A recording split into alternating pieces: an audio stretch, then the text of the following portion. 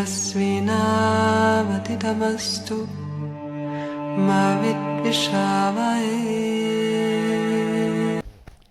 Online Sanskrit कक्षा में आप सभी का फिर से स्वागत है।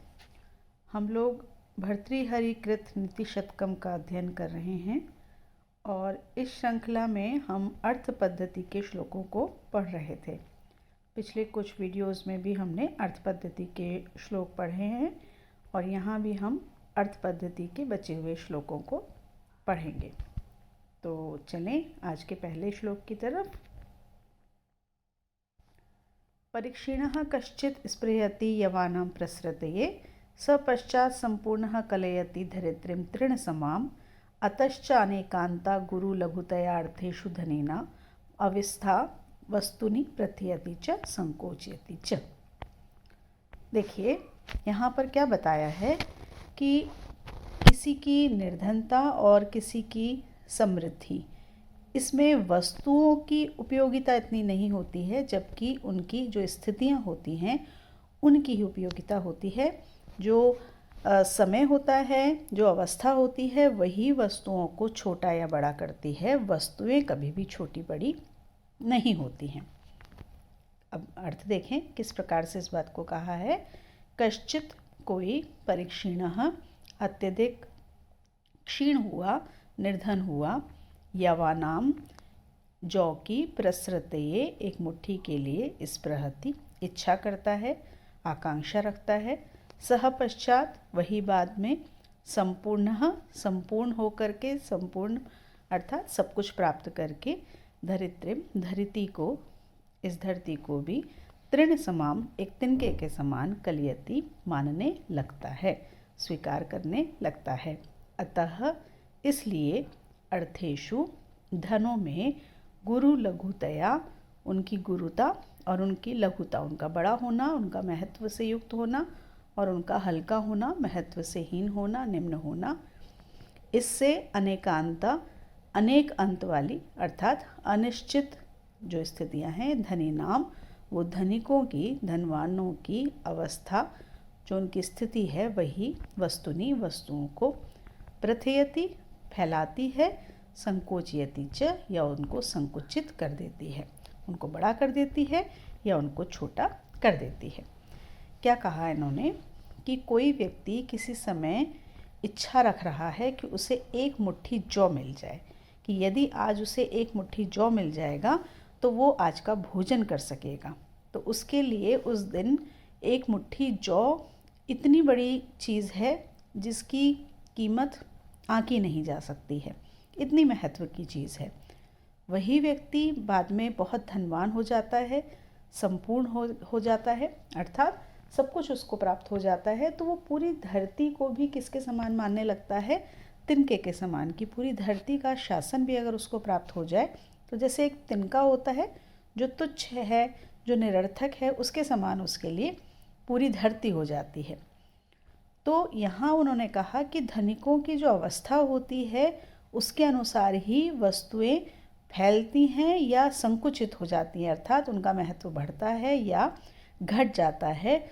वस्तुएं कभी भी छोटी बड़ी नहीं होती हैं और जो महत्व है और जो किसी चीज़ की गुरुता है, किसी की लघुता है, वो अनिश्चित होती है। कोई भी वस्तु गुरु नहीं होती है, महत्वयुक्त नहीं होती है, कोई भी महत्वहीन नहीं होती है। जो व्यक्ति की अवस्था है वही वस्तुओं को छोटा करती है या बड़ा करती है। देखिए इसको इस तरह से समझ सकते हैं कि यदि कोई विद्यार्थी है, उसको किसी तरह से ये चाहिए कि मेरी विद्या पूरी हो जाए, उसके लिए मेरी फ़ीस आज मुझे मिल जाए, तो मेरे लिए बहुत बड़ी बात है। और वही विद्या अर्जित करके और किसी समय एक बहुत बड़े पद पर पहुंच जाता है तो उसके लिए ये बहुत छोटी चीज़ हो जाती है।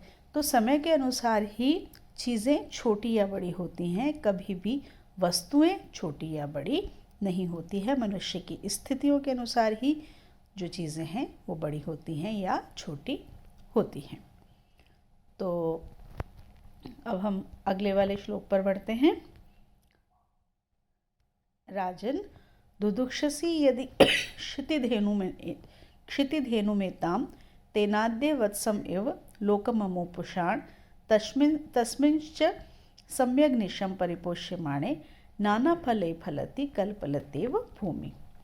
किसी राजा को संबोधित करते हुए कहा गया है, राजन, हे राजा, यदि एनाम, यदि इस क्षितिधेनुम धरती रूपी धेनु को, गाय को दुदुक्षसी दुहना चाहते हो तो तेन अद्य, तो आज, तेन तो इस कारण से आज, अमुम लोकम, इस लोक को, लोक का मतलब ये जो संसार है, ये जो प्रजा है, उसको वत्सम एव, उसके बछड़े के समान, पुषाण, उसका पालन पोषण करो। तस्मिंच, और उसके अनिशम, रात दिन लगातार, परिपुष्यमाणे, पोषित किए जाने पर, भूमि, ये भूमि, कल्पलता एव, कल्पलता के समान, कल्पवृक्ष के समान, नाना फलम फलती, अनेक प्रकार के फलों को प्रदान करती है। देखिए, किसी राजा को संबोधित करते हुए किसी ने समझाया है कि यदि तुम चाहते हो कि ये जो धरती है, किसके समान, यहाँ पे धरती को उपमा दी गई है गाय की। यदि तुम ये चाहते हो कि गाय के समान ये जो धरती है, उस धरती को तुम दुहना चाहते हो, जैसे गाय का दूध निकाला जाता है, गाय को दूहा जाता है, तो अगर गाय को दुहना चाहते हैं तो पहले हमें उसके पुत्र को, उसके बछड़े को प्रसन्न करना होगा। यदि गाय के बछड़े को प्रसन्न नहीं किया जाएगा तो गाय दूध नहीं देगी। आपने देखा होगा कि गाय के दूध को निकालने से पहले बछड़े को दूध पिलाया जाता है ताकि गाय संतुष्ट हो जाए, तभी वो दूध निकालने देती है, अन्यथा वो दूध निकालने नहीं देती है। तो यदि तुम चाहते हो कि इस धरती से तुम कुछ प्राप्त करो, क्योंकि सभी कुछ हमें धरती से प्राप्त होता है, हमारी पूरी खेती धरती पर होती है, हमारे जो और सब चीज़ें हैं वो भी हमें धरती से प्राप्त होती हैं। वसुधा, वसु को धारण करने वाले इसको कहा गया है। तो यदि इस धरती से तुम कुछ प्राप्त करना चाहते हो तो पहले इसके जो वत्स हैं, वत्स का मतलब यहाँ पर जो इसके प्रजा है, इसका जो लोक है, उन सब का तुम पालन करो, जैसे एक बछड़े का पालन करना पड़ता है गाय को दोहने के लिए। और यदि तुम जैसे गाय को प्रसन्न कर दिया तो उसके बछड़े को प्रसन्न रख करके गाय को यदि प्रसन्न कर दिया तो वो दूध दोहने देती है। उसी प्रकार से यदि प्रजाजन को प्रसन्न कर दिया तो ये जो धरती है ये भी क्या करती है, निरंतर लगातार पोषित करती हुई, परिपूर्ण करती हुई, जैसे कल्प लता होती है, कल्प वृक्ष होती है, उसी प्रकार से अनेक फलों को देती है। कल्प वृक्ष के बारे में आपको ज्ञात होगा कि कल्प वृक्ष जो समुद्र मंथन जब हुआ था तो वहाँ से अनेक जो वस्तुएं निकली थी, उसमें से एक कल्प वृक्ष भी था। और कल्प वृक्ष एक ऐसा वृक्ष माना जाता है जो आपकी सारी मनोकामनाओं को पूरा करने वाला होता है, उससे जो भी प्राप्त किया जाना की इच्छा हो वो प्राप्त हो जाता है। और अब कल्प वृक्ष स्वर्ग में है, ऐसा माना जाता है। तो उन्होंने कहा कि जैसे कल्प वृक्ष सभी इच्छित फलों को प्रदान करता है, उसी तरह से यदि प्रजा की अब रक्षा की जाए, यदि प्रजा का अच्छी तरह से पालन पोषण करे, यदि राजा प्रजा का पालन करेगा तो धरती उसको फल देगी, और यदि राजा प्रजा का पालन नहीं करेगा तो धरती भी उसको फल प्रदान नहीं करेगी। तो राजा से कहा गया कि यदि तुम धरती से नाना फल प्राप्त करना चाहते हो तो पहले प्रजा की देखभाल करो, प्रजा का ध्यान रखो, तभी तुमको ये फल प्राप्त होगा, अन्यथा नहीं होगा। वसंत तिलका छंद में लिखा हुआ है ये छंद। वसंत तिलका छंद के विषय में हम बात कर चुके हैं और इसमें उपमा और रूपक दोनों अलंकार हैं। क्षिति धेनु, तो यहाँ पर क्षिति धेनु, क्षिति रूपी धेनु, तो रूपक अलंकार है। वत्सम एव, वत्स के समान, तो यहाँ पर उपमा अलंकार है। कल्पलता एव, कल्पलता के समान, यहाँ पर भी उपमा अलंकार है। तो इस तरह से इस श्लोक में उपमा और रूपक अलंकार है। क्षिति एवं धेनु इति क्षिति धेनु ताम क्षिति धेनु, इस तरह से यहाँ पर कर्मधारय समास भी है। अगले श्लोक तक की तरफ बढ़ते हैं। यहाँ पर नृप नीति के लिए बताया गया है कि नृप नीति मतलब राजाओं की नीति। राजाओं की नीति का तात्पर्य राजनीति। राजनीति अनेक प्रकार की होती है। ये जो श्लोक है ये प्रश्न के रूप में भी पूछा जाता है, तो उसको भी आप ध्यान रखिएगा, इसको नोट करके रखिएगा। तो राजनीति कैसे अनेक प्रकार की होती है उसका यहाँ पर वर्णन किया है। सत्यानृता च परुषा प्रियवादिनी च हिंस्रा दयालुरपि चार्थपरा वदान्या नित्यव्यया प्रचुर नित्य धनागमा च वारांगना एवं नृपनीति अनेक रूपा।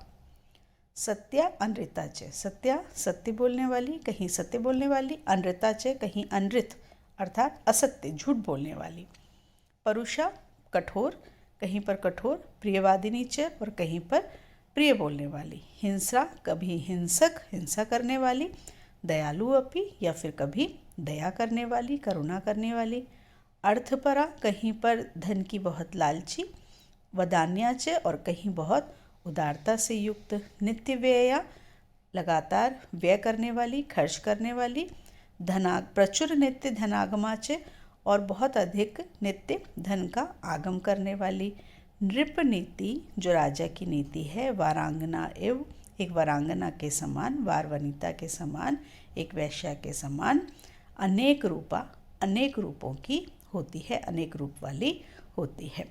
देखिए यहाँ उन्होंने कहा कि जैसे वारांगना होती है वो परिस्थितियों को देख करके, सामने वाले व्यक्ति को देख करके अपने रूपों को बदलती रहती है, उसी तरह से जो राजनीति है वो भी अनेक प्रकार की होती है। इसीलिए राजनीति शब्द जो है वो एक सहजता पे कभी भी नहीं कहा जाता है। राजनीति शब्द सुन कर के ही वहाँ पर कुछ कुटिलता, कुछ चतुराई हमें दिखाई दे जाती है, क्योंकि राजनीति का तात्पर्य ये है कि हम सामने वाले व्यक्ति को देख कर के ही आचरण करेंगे, व्यवहार करेंगे। तो राजनीति कैसी होती है कि राजा अगर देखेगा कि मुझे इससे सत्य बोलना है तो वो सत्य बोलेगा, और यदि उसे लगेगा कि नहीं मुझे यहाँ झूठ बोलना है तो वो असत्य भाषण भी कर सकता है। किसी के साथ में राजनीति ये बताती है कि हमें कठोर व्यवहार करना है, और किसी के साथ में वो अच्छा व्यवहार प्रिय बोलने वाली होने लगती है। कभी राजा किसी के साथ में हिंसक हो सकता है और कभी वो दया से युक्त हो सकता है। कभी अर्थ को ये चाहेगा कि मेरे पास धन आता रहे, तो उसकी जो क्रियाएं हैं वो इस तरह की होंगी ताकि उसको धन की प्राप्ति हो, और कभी वो इतना उदार हो जाएगा कि अपना सब कुछ, अपना सारा खजाना ही लुटा देगा। कभी हमेशा खर्च करने वाला होगा और कभी नित्य धन को आने वाला, धन का आगमन होता रहे, इस प्रकार का होगा। तो इसी तरह से जो राजा है, क्योंकि राजनीति राजाओं की नीति, तो जो राजा लोग होते हैं वो परिस्थितियों को देख करके, समय और स्थिति को देख करके ही कार्य करते हैं। और इसीलिए कहा गया कि राजाओं की जो नीति है, जो राजनीति है, वो कैसी होती है, वो एक वारांगना के समान अनेक रूपों वाली बहुरूपिणी होती है, क्योंकि वो समय और परिस्थिति के अनुसार ही कार्य करती है। जो सामान्य पुरुष हैं या महान पुरुष हैं वो मनसा वचना कर्मणा एक प्रकार का कार्य करते हैं, लेकिन जो राजनीतिज्ञ हैं, जो राजनीति के अनुसार कार्य करने वाले हैं, वो समय और परिस्थिति के अनुसार अपनी क्रियाओं को, अपनी बातों को परिवर्तित कर लेते हैं। ये यहाँ पर बताया गया है। पहले वाले श्लोक की तरह इसमें भी वसंत तिल का छंद है और उपमा अलंकार, वारांगना एवं यहाँ पर उपमा अलंकार है। इसमें आपसे प्रश्न पूछा जाता है कि नृप नीति कैसी होती है या वारांगना के समान कौन होती है, तो इसके लिए आपको ये श्लोक ध्यान में रखना होगा। तो अर्थ पद्धति के आज के ये 3 श्लोक हुए, आप इनको पढ़िए। अब इसके जो शेष श्लोक हैं वो हम अगले वीडियो में करेंगे। तब तक के लिए नमस्कार। ॐ सहना भवतु सहनौ भुनक्तु सह वीर्यं करवावहै तेजस्विनावधीतमस्तु मा विद्विषावहै।